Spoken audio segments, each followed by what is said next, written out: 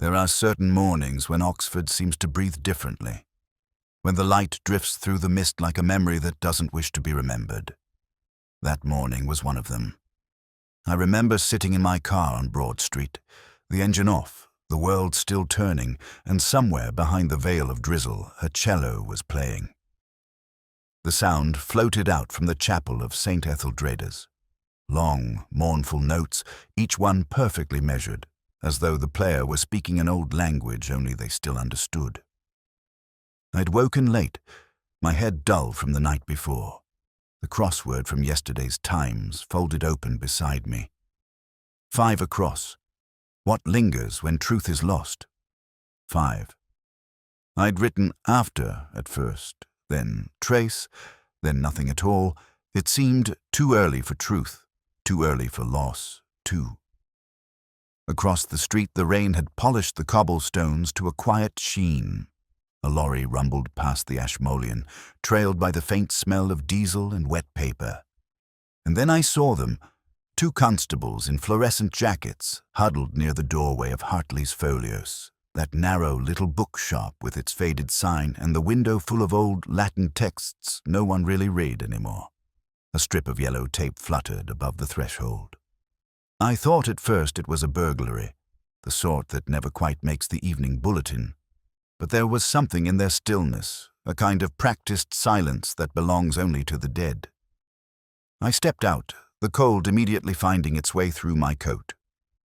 Lewis appeared a few moments later, his umbrella tilted at that hopeless angle that always made him look faintly apologetic. He said something about a call that came in before dawn. A body in the cellar, a bookseller, name of Hartley. Possibly an accident. Possibly not. We ducked beneath the tape and entered the dim shop.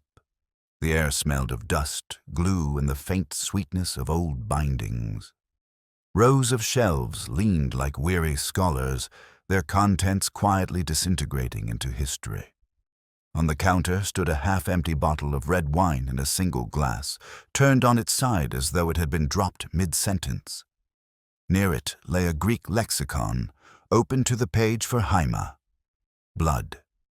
Lewis was talking to the young constable by the stairwell.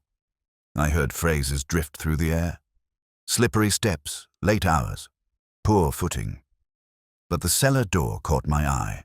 It was ajar by less than an inch, the sort of imperfection that irritates the eye once seen. When I closed it, the latch didn't quite catch. A fault in the wood or something more deliberate. I remembered a line from Aeschylus. The truth is not so hard to see, but men choose blindness. The constable's torch beam trembled on the damp stone below. Hartley had fallen awkwardly, his arm beneath him, one shoe missing. There was blood, yes, but less than I'd expected. Too little for a fall of that distance. On the wall beside the steps, a smear trailed upward, rather than down, as though a hand had reached not for balance, but for meaning. Lewis asked me what I thought. I said nothing for a while, watching the light play across the dust motes. Then I pointed toward the empty space on the counter where the second glass should have been. Perhaps he had company, I said. Or perhaps he drank alone, but wished not to seem so. Outside, the rain began again, gentler this time. The cello had stopped. I thought of the player, whoever they were, and wondered if they too had paused when the sirens came. I lingered a moment longer, looking back through the open doorway at the small, unremarkable shop where a man had lost his life among old words. It struck me, not for the first time, how death prefers the quiet places, the ones where no one is watching closely enough to see the pattern. When I returned to my car, the crossword still waited on the passenger seat. I filled in the clue without thinking. What lingers when truth is lost? 5. I wrote stain, and for once it seemed right. The light had changed by the time we came back to Broad Street. Oxford always looks a little dishonest in sunlight, as if it prefers its secrets half hidden under cloud. The rain had passed, leaving the cobbles slick and gleaming, and the great facade of the Ashmolean opposite the bookshop reflected a kind of indifferent grandeur. art and archaeology, staring back at mortality. Lewis was already there, frowning in that way he does when confronted by too many questions before his first cup of tea. He said the name again, Dr. Philip Hartley, as though repeating it might make the man any more alive. Retired classicist, proprietor of Hartley's Folios, recently separated from the university's payroll, but not, it seemed, from its ghosts. The constables had done their part, photographs, tape, notes on the condition of the steps, and a report that said little except that death had occurred. Inside, the air had the quiet density of rooms where thoughts had once been louder than voices. The shelves were tall and close, the kind that forced you to turn sideways to pass. Everywhere, the smell of paper, wood polish, and something faintly metallic. Perhaps the echo of what had happened. Lewis muttered about accidents, wet soles, bad lighting, a late night of wine and sentimentality. I nodded but didn't agree. The floorboards near the counter bore faint scuffs, two of them crossing each other as if someone had shifted their weight mid-argument. The bottle still stood there, its neck streaked with condensation. Beside it, the overturned glass I'd noticed earlier. But now I saw something else. A small residue on the rim, faint but uneven, as if two different hands had used it. Not proof, not even a clue, just a whisper of company. A woman waited by the doorway, wrapped in a grey shawl too fine for this weather. Mrs. Evelyn Hartley. The widow, though not yet accustomed to the word. She had that controlled, poise that comes from years of politeness rather than strength. Her eyes lingered on the counter only once, then retreated quickly. She said they had closed the shop early the evening before. Philip had stayed behind to finish an inventory. She had gone home. He had not followed.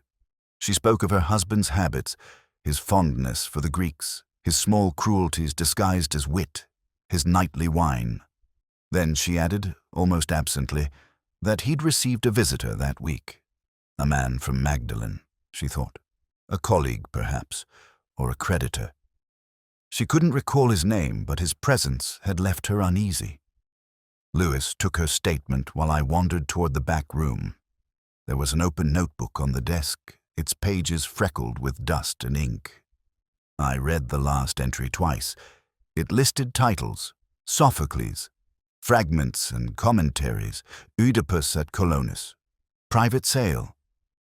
The question mark seemed almost apologetic. A faint circle of wine stained the bottom corner, and through it, a word half erased. Forgery. Outside, the city carried on. Bicycles clattered over wet stone. A tour group drifted past, oblivious to death among the first editions. I felt that peculiar detachment that often follows the discovery of a body. The sense that the living and the dead are separated by no more than the thickness of a thought. Lewis rejoined me. He asked what I made of it. I said it was too early to say, which was true, but I couldn't stop thinking about the ink. It was too fresh. The man must have written that last line close to the hour of his death. Perhaps it had been meant for someone else to read. Perhaps they already had. As we left, I looked once more at the sign above the door, the gilded lettering dulled by rain and age. Hartley's Folios. It occurred to me how often scholars forget that words can be dangerous, even fatal. Somewhere in those books lay a truth worth killing for, or at least worth lying about. Back in the car, Lewis asked if we'd return tomorrow. I told him yes, though my mind was elsewhere. On the lexicon open to Heimer, on the glass that bore two sets of lips, on the word that refused to disappear completely beneath the stain. Forgery. By the time we drove off, the clouds had gathered again over the Ashmolean. The museum windows caught the dimming light, mirrors for a city that kept looking at itself, never quite seeing what it wished to find. Grief has a curious texture when worn by the well-educated. It does not stain, only glimmers faintly beneath the polish of words. Mrs. Evelyn Hartley received me that afternoon in a sitting room so orderly that one felt almost disloyal for standing in it. The curtains were half drawn against a reluctant light, and a vase of lilies stood by the piano, wilting in perfect symmetry. She had changed since the morning. Less composed, perhaps, though her voice still carried the precision of a woman who had once lectured herself into calm. She offered tea, and I accepted. The silver teapot trembled slightly as she poured. The air smelled faintly of bergamot and dust. She said she had slept little, that the coroner had already visited, that the college warden had called to offer condolences. A kind man, she added, though the faintest curl at her lip betrayed another thought, one she didn't intend me to see. Lewis sat awkwardly on the edge of a chair, his notebook half closed. He asked about her husband's health, his habits, the usual procession of polite intrusions. I watched her eyes as she answered. When she spoke of her husband's work, she brightened. When she spoke of his temperament, she dimmed. There was affection there, yes, but the weary, conditional kind. Love that had long since negotiated with disappointment. He had been obsessed, she said, with an old translation of Oedipus at Colonus, a private project from his university days. He believed he had found a version truer than any before it, though no one else seemed to agree. It had become, she said, the great sorrow of his later life.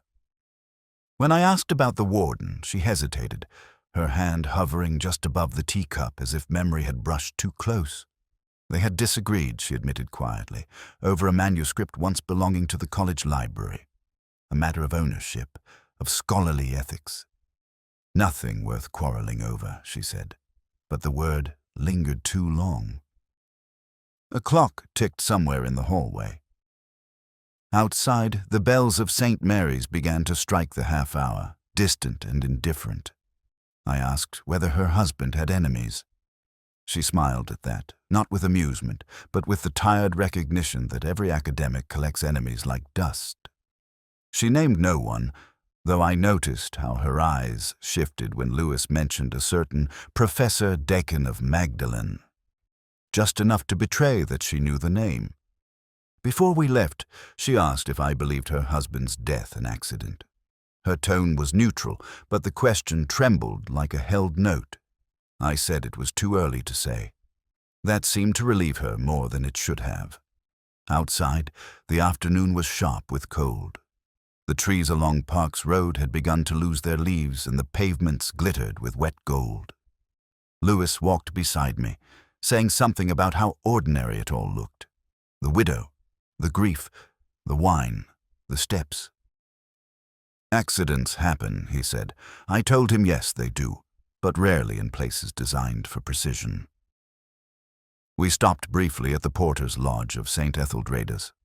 The warden, a man named Forbes, received us in his study, surrounded by books bound in dark leather, the smell of tobacco still clinging to the drapes.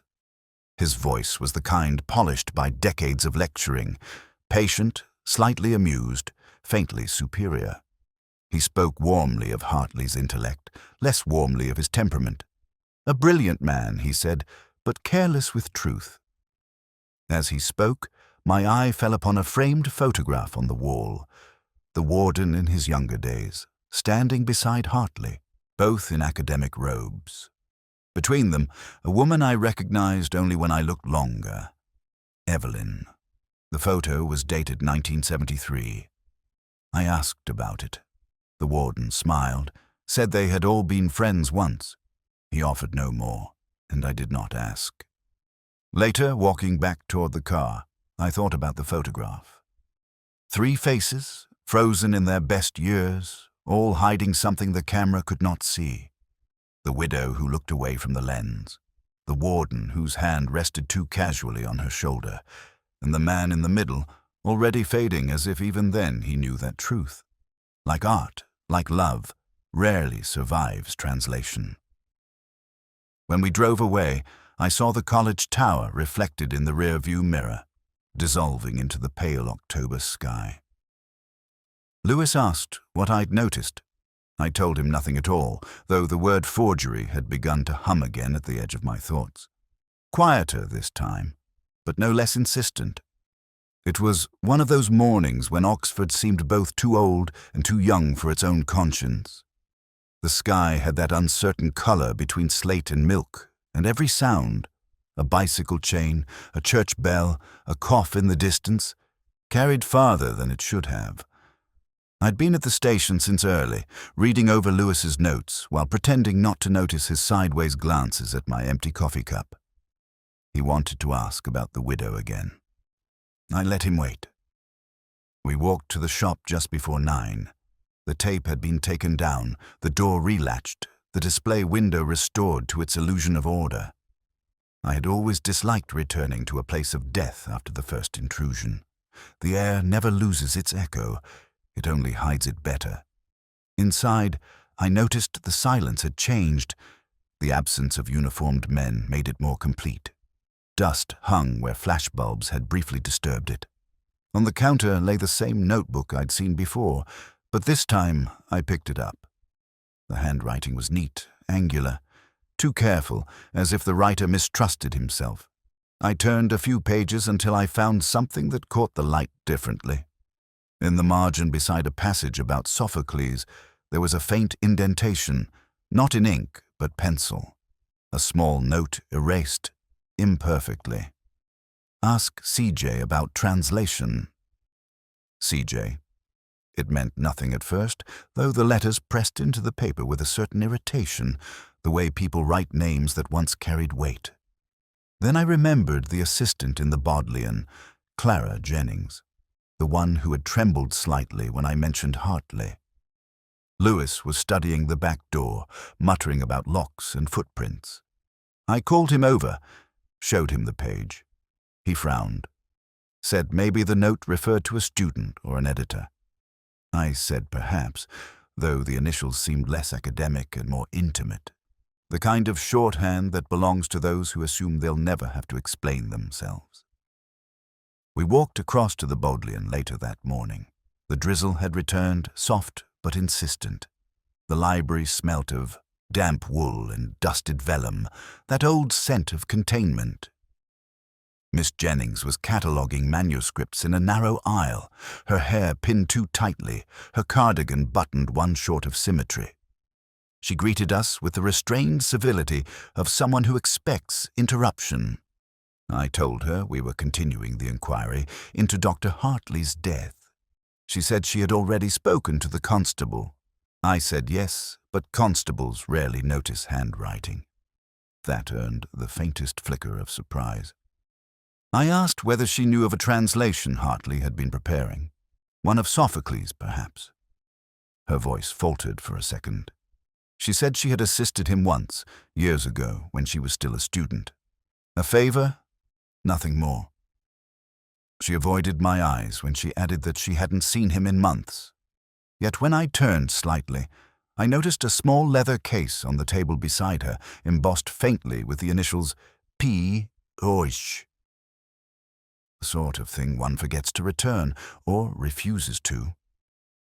I said nothing, only nodded toward the manuscripts. She followed my glance and closed the case quietly, too quietly. On our way out, Lewis said he didn't think she was lying, only frightened. I said fear often chooses honesty as its disguise. Back at the station, I looked again at the erased pencil mark. The faint curve of the J extended oddly below the line, as though written by someone left-handed. Clara Jennings had written her notes that way. I could almost see her at Hartley's desk, the pencil in her hand, the word half-formed before she rubbed it out. Not quite quickly enough. That night, I sat at home with the crossword. 9 across. The truth half hidden or half erased. 6.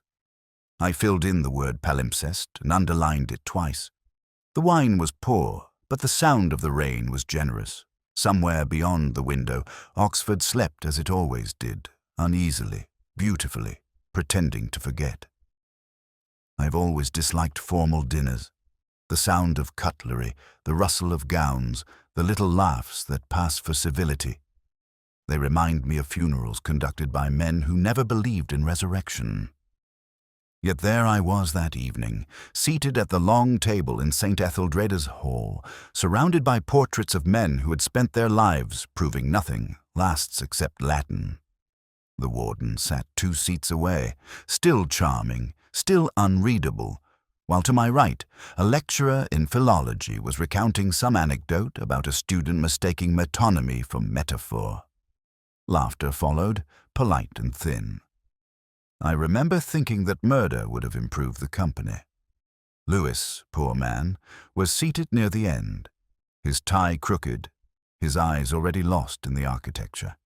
He'd have preferred a pub and a pint, and so would I. But protocol demanded that the police, when prying into the affairs of academia, show a little reverence to its rituals. The dinner had been arranged ostensibly to celebrate the completion of the college's new edition of Sophocles, Tragedies and Fragments. That, at least, was the excuse. Beneath it, I sensed a quiet panic, as though the dons were rehearsing innocence. The conversation turned, as it inevitably does in Oxford, to the dead. Hartley's name was mentioned with a sigh of collective regret, followed by the careful silence that betrays discomfort, not mourning. The warden raised his glass. "A scholar lost too soon," he said, "and one whose brilliance we shall not see again." The words sounded rehearsed. I found myself studying the man across from me. Professor Duncan, recently returned from Vienna, lean and sharp-eyed, the kind who smiled without warmth. He spoke to no one for long, and yet everyone seemed aware of him. When our eyes met, he nodded, as though greeting a colleague in deceit. Later, over port, he leaned across the table and said, rather softly, that Hartley's death had been inevitable. He had been living, Duncan said, under the weight of his own misinterpretations. Then, as if realizing he'd said too much, he smiled and asked whether I still solved crosswords. I told him sometimes. He said he preferred codes. They lied less. Lewis asked me afterward in the cloakroom whether I'd noticed how Duncan's cuff had been frayed. I said yes, but only on the left. He said it meant nothing. I said perhaps. Yet in the flicker of that observation, a left cuff, worn and torn, something stirred. Clara Jennings had written left-handed. Hartley's last notes had been underlined on the left margin, too deeply for an academic's idle pen. We stepped out into the quad after dinner. The air smelled faintly of wine and frost. The college windows glowed like small, patient eyes. I heard laughter from one of the upper rooms and felt, for a fleeting second, that the whole city existed in the interval between guilt and forgetting. The warden joined us at the gate, his breath visible in the cold. He spoke of the college's reputation, the need to handle the investigation with tact. I asked about Duncan. He called him brilliant, unstable, and perhaps still resentful of Hartley's success.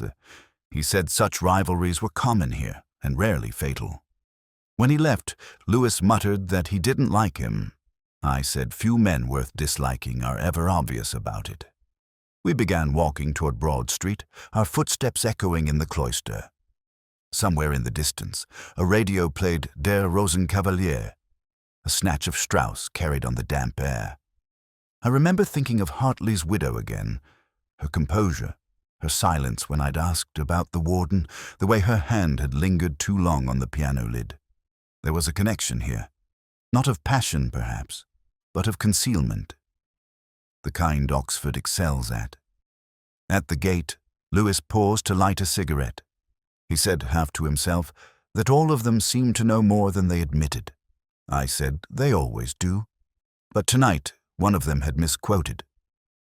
During dinner, Duncan had recalled a line from Sophocles. Not to be born is best. He'd attributed it to Antigone. It was from Oedipus at Colonus, Hartley's obsession. The slip was too neat, too deliberate, a message or a memory. We parted near the Ashmolean. The wind had picked up, stirring the fallen leaves into a whispering spiral. I stood for a while beneath the street lamp, the port still warm in my throat, and thought of Duncan's words, that codes lie less than people. Perhaps he was right. But in Oxford, even lies have footnotes. There are letters that speak too loudly, and letters that whisper the truth only by what they choose to omit. The one Lewis placed on my desk that morning did both. It had been found in a drawer of Hartley's writing table, the paper faintly creased, the ink uneven, as though the hand that held the pen had been guided by something other than emotion. Perhaps necessity, perhaps guilt. He read it aloud in his slow Midlands rhythm, careful not to disturb its solemnity. A husband writing to his wife. Apologies, promises, the usual well-mannered contrition that arrives too late to be useful. There were phrases that pretended intimacy, but reeked of rehearsal. Forgive me for the deception. You will understand in time. I've read enough suicide notes to recognize when a man writes not to die, but to persuade. Lewis said the coroner thought it genuine. I said the coroner thought too little. The signature lacked weight. The final flourish of the P in Philip stopped half a stroke early, the kind of hesitation that doesn't belong to the confident or the damned. He looked at me, frowning, then said, perhaps the man's hand had shaken. Perhaps. But even guilt keeps its rhythm. I held the paper closer to the light. The ink was darker in the first lines, paler toward the end. A pause between paragraphs. Maybe an interruption. On the back, a faint indentation. The ghost of another line pressed through from a missing sheet. It was almost illegible, but I could just make out a single word. Done. The widow had given her statement again that morning, calm as before. She remembered no letter. She remembered only that her husband had been troubled in recent weeks. I asked whether she had noticed him writing the night before his death. She said she had gone to bed early, leaving him in the study with the radio playing a recording of Don Giovanni. Her voice softened as she said it, and I wondered whether it was the memory of the music or the lie that had lent it warmth.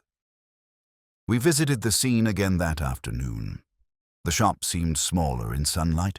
The air was stale, faintly sweet, like a room that had tried to forget what it had seen. Lewis went to check the cellar while I remained at the desk.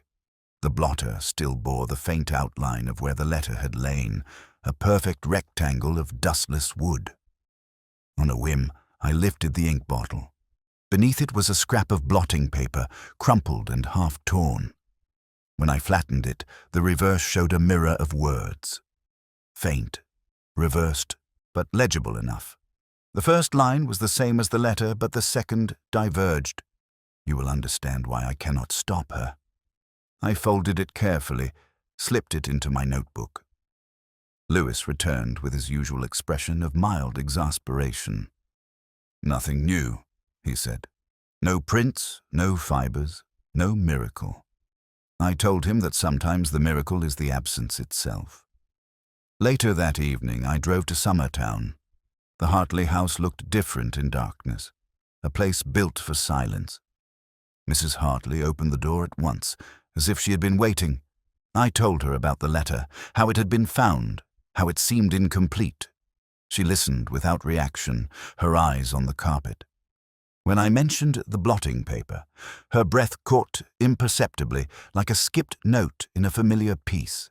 She said quietly that her husband had often drafted letters, then rewritten them for clarity. I asked if he'd ever done so for forgiveness. She said forgiveness was not his skill. When I left, she stood in the doorway, framed by the yellow light, her hands clasped too tightly to be still. As I reached the gate, I heard her call softly. Not my name, but his. Perhaps memory, perhaps performance. That night I sat at my desk, the letter unfolded beside my crossword. 7 down. To tell truth through artifice. 5. The answer came too easily. Irony. I filled it in and stared at the paper until the ink blurred. Outside, Oxford slept under its old pretense of virtue, and somewhere I imagined. Another hand was already writing the next lie.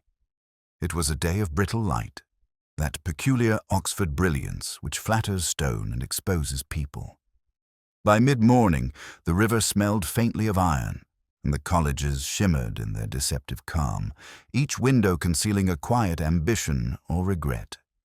I had spent most of the morning reading and rereading a document Lewis had found in the Bodleian archives. It was Hartley's translation of Oedipus et Colonis, or rather, what pretended to be. At first glance, it was beautiful. The Greek had been rendered in soft, economical English, almost too polished for a man of Hartley's late years. But the more I read, the more it began to itch at the edges. Certain words, simple, unambiguous ones, had been altered just enough to shift meaning. Catharsis had become pardon. Dyke had been softened into understanding. Small changes, but deliberate ones. And there, buried in a footnote, was a reference to a line that doesn't exist in Sophocles at all. Lewis, who was watching me read, said it looked authentic enough. I told him that all forgeries look authentic until they've been believed too long. We took the document to the library, where Clara Jennings sat behind a small barricade of folios and index cards. She greeted us without warmth, the sort of neutrality that suggests a great deal of private emotion carefully folded away. When I asked her about the translation, she hesitated just long enough to betray memory. Then, she said she'd helped Hartley once, years ago, that she'd typed up some of his notes. Nothing more. I slid the manuscript across the desk toward her. She didn't touch it, only looked at the binding. That faint tightening around her mouth again. I asked if she had ever read the finished version. She said she hadn't. I said I had, that I didn't think Hartley had either. She looked up sharply at that, the smallest flare of indignation behind the librarian's calm. Lewis asked what I meant. I told him there was something too modern about the diction, a cadence that didn't belong to Hartley's era. Someone else's rhythm lived between those lines. Clara said nothing, but I could feel her silence gathering weight. When I asked whether she'd ever kept copies of the drafts, she said she'd thrown them away long ago. A lie, certainly, but a graceful one. As we left, I noticed a piece of paper pinned to the notice board behind her desk, a quotation from Aristotle written in her own hand. Truth is in the translation, not the original.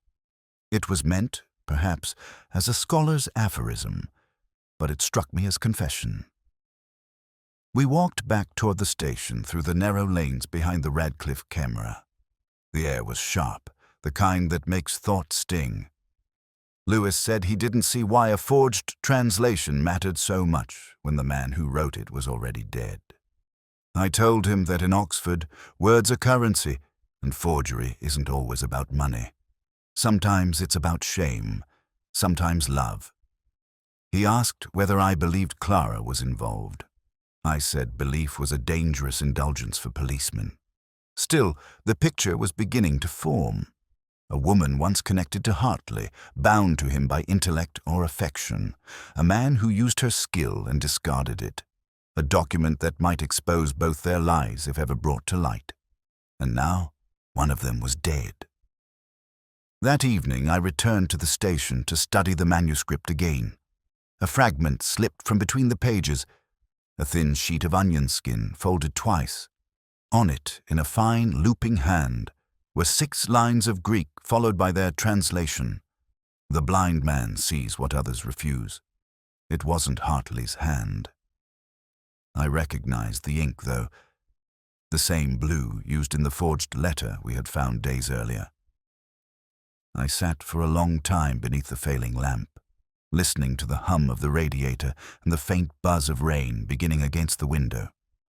There was a kind of inevitability to it all, as though each word on the page had been waiting for its turn to betray.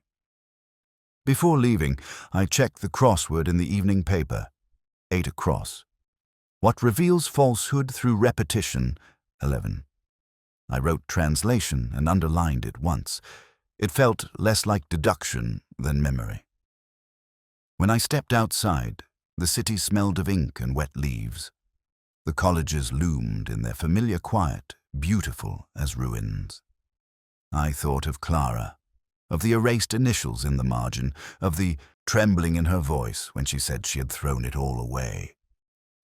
Oxford, I remember thinking, never discards anything. It only files it under another name. I met him on a morning that began too quietly. The air above the college lawns hung motionless, and the Magdalen bell, when it finally sounded, did so with the weariness of something that had been rung too often. I'd been waiting for him outside the porter's lodge, leaning against the stone pillar, reading a note that Lewis had left on my desk. Professor Duncan returned from Vienna. Claims he saw Hartley that night, wants to speak privately. There are men who carry the residue of intellect like perfume. Duncan was one of them. Tall, elegant, his hair the color of dusted silver, his smile the kind that invited conversation but discouraged belief. He remembered me from years before, or said he did. His voice was that of a man accustomed to hearing himself in echo. He led me through the quad and into his rooms overlooking the deer park. The fire was lit, too early for the season. Books lay scattered on the carpet in disobedient piles. He poured coffee with unnecessary grace and began talking before I'd even sat down. He said he had known Hartley for 30 years. They had taught together, feuded quietly, competed openly. When he spoke the name, it sounded both affectionate and tired. He said he'd called on Hartley that evening, unannounced, though not unwelcome. They had drunk wine, argued about truth and authorship, as they had done 100 times before. He said Hartley was restless, haunted perhaps by his own reputation. When I asked what time he left, he said after 11. When I asked if Hartley was alive when he did, he smiled faintly and said, "Of course." Lewis would have believed him. I didn't. There was something rehearsed in his rhythm, the pause after certain phrases, the precision of his regret. I asked what they had argued about. He said something trivial, the proper translation of Dyke in Oedipus, justice, righteousness, or revenge. I told him the difference was seldom trivial. He smiled again, this time without warmth. He said, "Perhaps I'm too pedantic for your sort of truth, Inspector." I said, "Perhaps." But it was then that I noticed a small smear of ink on his left cuff. Blue, not black. The same shade as the ink on Hartley's false translation. When I asked if he had seen Clara Jennings recently, his eyes flickered, just enough to confirm that he knew the name. He said she had once been his student, long ago, that he admired her scholarship, her restraint. Restraint, that old Oxford virtue, useful in public, fatal in private. We parted amicably, as people do when neither believes the other. Outside, the deer moved slowly through the mist, their breath pale and visible. The chapel bell tolled once, perhaps for some small service of remembrance, though Oxford hardly needed an excuse to commemorate the dead. Back in the car, I opened the file again. Duncan's handwriting from his last correspondence with Hartley was elegant, slanted. But on the letter we had found, the script had been heavier, cramped. A forgery, yes, but by someone who knew the original hand well enough to mimic it badly. A colleague, perhaps. Or a rival, too proud to imitate perfectly. Lewis asked what I thought of him. I said he reminded me of a crossword setter, one who hides the answer in plain sight and smiles at your failure to see it. He asked what the clue was. I said I wasn't sure yet, but that it began with ink. That evening, I walked along Addison's Walk, where the leaves had begun to darken at the edges. The path was empty except for a few students crossing toward the chapel. I could hear their laughter trailing behind them, bright and brief. Somewhere across the river, someone was playing the violin. Slow, mournful, too precise to be accidental. I paused at the bridge and thought of Duncan, of his immaculate rooms, his controlled voice, the faintest scent of deceit lingering in the air like smoke after a lecture hall fire. There is a moment, always, when intellect becomes theatre, and I had the uneasy feeling that somewhere between Hartley's death and Dakin's performance, the curtain had already fallen. I had simply missed the applause. When I returned home, I poured a whiskey and looked at the evening crossword. 10 across. A scholar's disguise. 5. I wrote guys, then crossed it out. Below it, another clue. Truth concealed by eloquence. 7. I left that one blank. Outside, the city lights trembled in the river. Oxford, I thought, is never more dangerous than when it sounds civilized. The night before, everything became clear, or as clear as Oxford ever allows. I found myself once again inside Hartley's folios. The shop had been officially released back to the widow that morning, though she had not returned. The lock resisted my key, as though reluctant to admit that the living had business here again. Inside, the air was colder than I remembered, the kind of chill that comes not from temperature, but from neglect. Dust had begun to settle on the counter, and the faint perfume of cork and old vellum hung in the corners. Lewis stood near the cellar door, his hands in his coat pockets, his patience visibly eroding. He asked why we were here again, and I told him, because something about the scene had been too neat. Death, I said, is rarely so tidy. He looked unconvinced, but followed me down the narrow stairway. The cellar was as we had left it. The overturned stool, the splintered crate, the dark patch on the flagstones where the blood had pooled. I crouched there for a long while, tracing the outline of that stain with my eyes. The police photographs had caught it poorly, but memory has its own clarity. I asked Lewis to hand me the torch. He sighed, obliged, and the beam caught the corner of a wine rack half hidden behind a stack of books. One of the bottles was missing. Another, still in place, had its cork pressed loosely back in. I took it by the neck and tilted it toward the light. The label read, Chateau l'Enfer, 1968, a pretentious choice even by academic standards. A little wine remained, dark and viscous.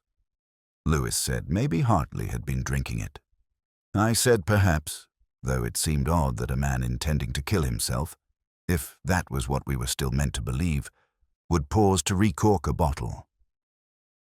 Upstairs, I poured the residue into a glass from the counter. The liquid was faintly opaque, more brown than red. I touched a finger to it, smelled it, then frowned. There was wine, yes, but something else. Something chemical, bitter beneath the bouquet. Lewis asked if I'd gone in for tasting notes now. I said not yet, but perhaps the pathologist might. We sat for a while in silence, the sound of the rain outside tapping against the shop front.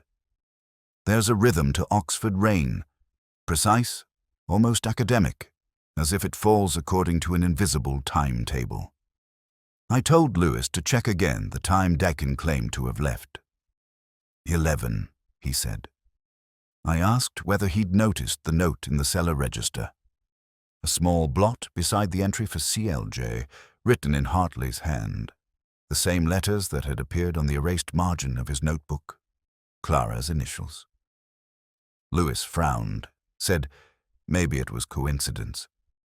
I said Oxford is built on coincidences, but they rarely stay innocent.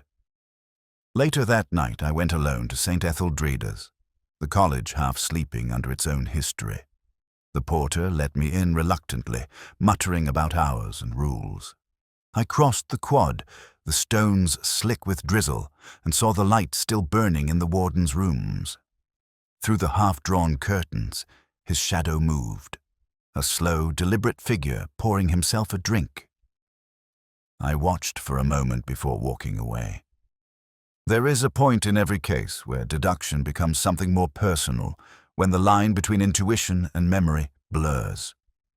I found myself thinking of the widow again, her voice steady, her hands still. Of Duncan's elegance, his contempt polished into charm. And of Clara, who carried fear like a perfume she could not quite wash off. Somewhere among them, the truth had already been spoken, only not in words. When I returned home, I sat at the kitchen table with the letter, the forged one, under the lamp. The ink shimmered faintly under the light.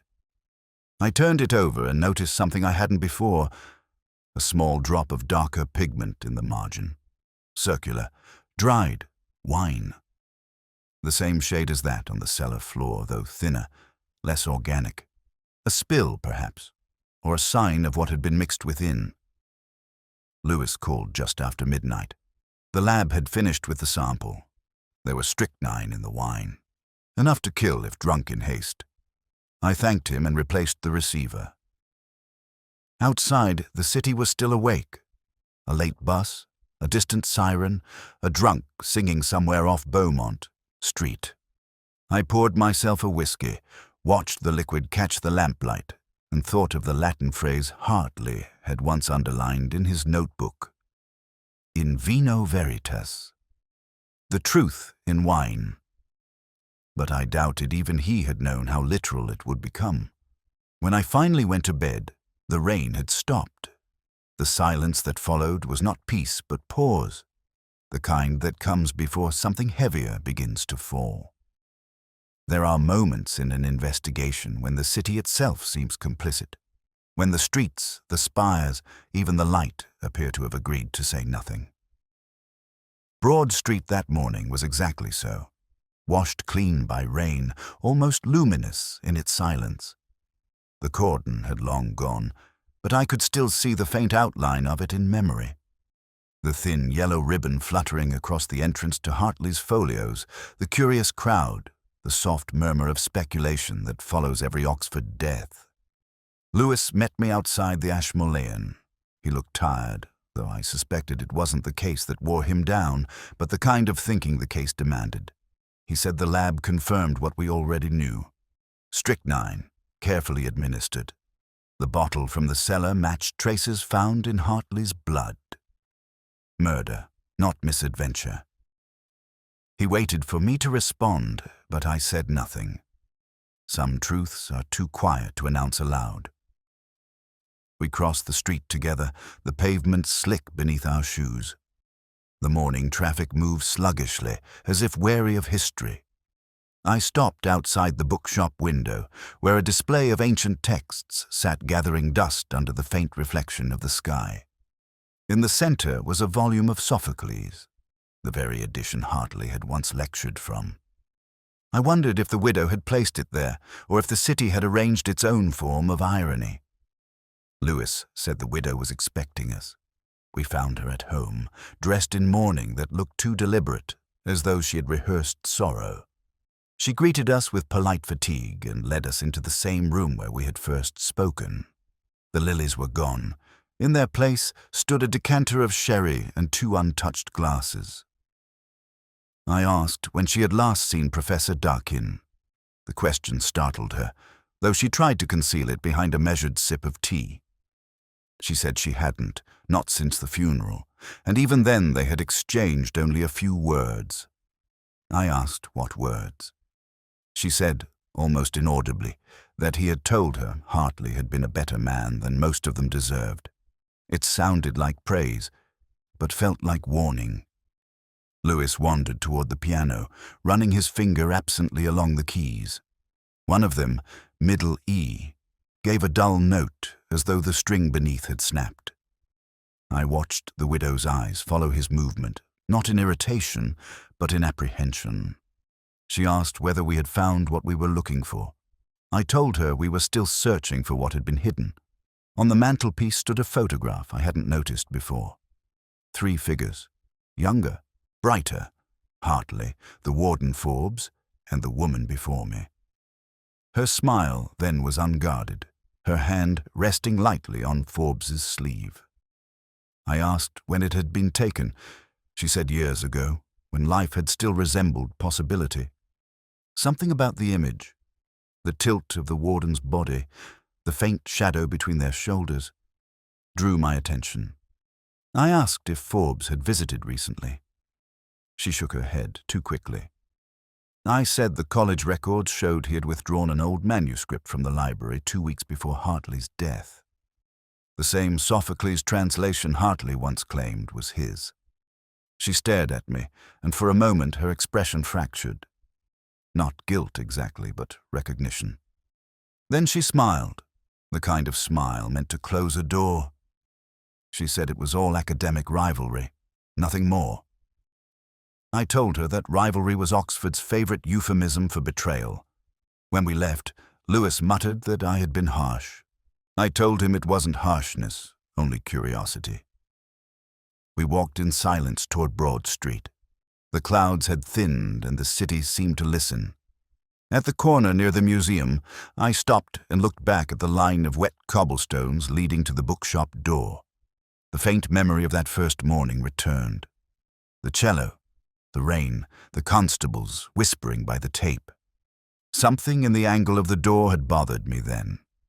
It still did. I turned abruptly and went inside. The shop was empty, hollow with the sound of its own past. I went behind the counter, crouched near the cellar door and examined the latch again. A small notch, a splinter at the edge, revealed where it had been forced shut from the outside. Not the accidental closing of a man descending, but the deliberate sealing of one left below. Lewis stood at the top of the stairs. He asked what I'd found. I told him that Hartley hadn't fallen by chance. Someone had offered him wine, watched him drink, then closed the door before the convulsions began. It was not panic, but performance. Outside, Broad Street gleamed under the brief sun. A red bus hissed past, scattering puddles like fragments of reflection. I felt the familiar weight settle. Not satisfaction, not triumph, but the dull ache of having come too close to something I would never quite understand. That evening, I sat in my flat with the final crossword of the Times. 11 across. The final truth, seldom spoken. For whom? I wrote death, though I wasn't sure it fit. Beneath it, the answer to another clue began to form, a wound that never closes. 6. I left it blank. When I looked out the window, the streetlights of Oxford shimmered through the rain like faint, trembling eyes. I thought again of Hartley, of the wine, of the door that had closed so quietly that night. And for the first time I realized the blood on Broad Street had not been his alone. It belonged to all of us who mistake intellect for mercy. I have always believed that endings, like music, should arrive in a minor key, not in triumph, but in quiet recognition. The Hartley affair ended that way, without ceremony, without satisfaction, just silence, heavy as dust in the aisles of a library long closed. The report was typed, signed, and filed. The coroner's verdict, poisoning by person or persons unknown. Oxford prefers its mysteries unresolved. It leaves room for conversation at high table. Lewis said as much when he handed me the final form. He was right, of course, though neither of us took comfort in it.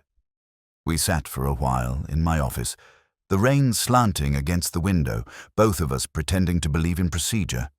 He asked if I thought Evelyn Hartley had done it. I said perhaps, though not alone. He asked whether I thought Duncan was guilty. I said in his own way, yes, of vanity, of theft, of intellect without conscience. He frowned, not at the thought, but at the futility of it all. Then he left, his footsteps fading down the corridor like punctuation marks that lead nowhere. That evening, I walked through Broad Street one last time. The rain had stopped, leaving the cobblestones slick and silver beneath the lamps. The bookshop was shuttered, its windows dark. In the reflection, I could just make out my own face, older than I remembered, blurred by the faint mist of breath. Inside, I imagined the air still smelled of old paper and the ghost of wine. Across the street, the museum steps glistened, the marble slick as bone. I found myself listening. For the cello that had begun it all, for the quiet chords that had drifted through the chapel on that first morning. But there was only the sound of the wind stirring the leaves, soft as the turning of a page. The next day brought the usual bureaucracy, statements, reports, a final visit to the widow. She received me with weary grace, her morning clothes neatly pressed, her eyes bright in a way that suggested endurance, not sorrow. She thanked me for my patience. I told her patience was simply the art of waiting for truth that never arrives. She didn't argue. When I asked what she would do now, she said she might leave Oxford. I said Oxford rarely lets anyone leave. It only changes its disguises. She smiled at that. Not kindly, but knowingly. On the table beside her stood a single record sleeve. Bach, Suites for Cello, open but not played. She followed my glance, said she couldn't listen anymore. I understood. Music, like guilt, can return too easily. Outside her house, the rain began again. It came in fine threads, the kind that dissolves rather than falls. I walked without purpose, past the college gates, past the pubs where students laughed too loudly, past the stone archways that had seen 100 such tragedies dressed in Latin and logic. Every crime in Oxford, I thought, is simply a matter of translation. From desire into deceit, from brilliance into ruin. At home, I poured a whiskey and sat at the window. The crossword lay open beside me. 12 across, a truth that waits in silence. 6. I left it blank. Some answers prefer to remain that way. I thought of Clara Jennings, her trembling hand, her unspoken fear, the word forgery still faint in Hartley's ledger. She had resigned from the library the day before. No forwarding address. Lewis said he'd try to trace her, but I told him not to. Some people vanish not to escape guilt, but to preserve their innocence. The clock struck midnight. Outside, the rain softened to mist. I could almost hear the echo of that cello again. Faint, uncertain, a melody without resolution. It wasn't Hartley's death that lingered, but the tone of it, that subtle, inevitable descent from knowledge to consequence. Before turning in, I wrote a note in the margin of my file. The wound is intellectual, the bleeding emotional. Then I closed it. Oxford slept beneath its wet roofs, pretending not to dream.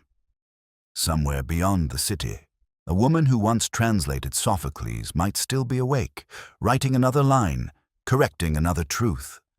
And I, as ever, was left with nothing but words and the echo of a cello fading somewhere beyond the rain.